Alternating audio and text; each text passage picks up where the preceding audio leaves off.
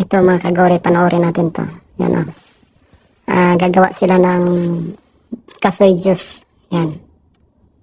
Yan, ilalagay nila dun sa sahig. Yan. Ilalagay na nila. Yan, madaming kasoy yung kuha nila. Pero masarap yung buto nito mga kagore. Yan, tinanggalan na ng buto. Ang kailangan nila yung ano lang, yung bunga. Saka yung katas ng kasoy. Yan. Yan ang malupit oh. Napakapaka na oh. Yan mga kagore. Gawin nilang juice to pero inapak-apakan oh. Mukhang may sugat pa si kuya sa ano oh. Sa may lalaki niya nga ano. Yung lalaki niya sa sapa. Sigurado talagang vitamins B talaga to. It means bacteria. Bacteria nga abutin mo to mga kagore. Ito ay maganda inumin sa mga ano, sa mga bloated ang tiyan. Saka hindi na yung hindi natatae. Siguradong every minute ka talagang natatae nito. Yan oh, ilalagay na oh. Gigilingin yun.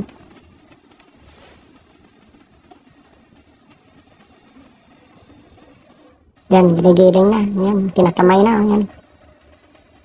Napakadumi talaga yung ano, yung sahig, oh. Pag nainom na to, sigurado talaga. Yung hindi natatay, baka every minute, pabalik-balik ka na sa CR nito. Yan, mukhang iinitin pa, nilalagay pa sa banga, mga kagore yan. Malupait talaga to mga kagore. Tingnan mo, yan, nilalagay na, yan. Medyo dilaw-dilaw yung kulay ng ano. Yan.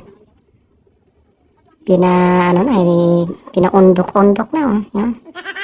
Natin anong gagawin yan. Yan, tinalian na. Oh. Yan, tinalian. Yung mga kagore, tinalian.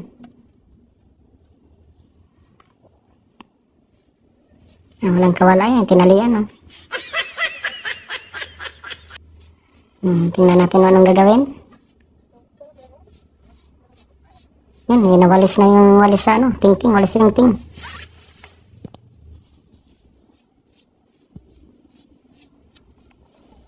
Pinipisil na.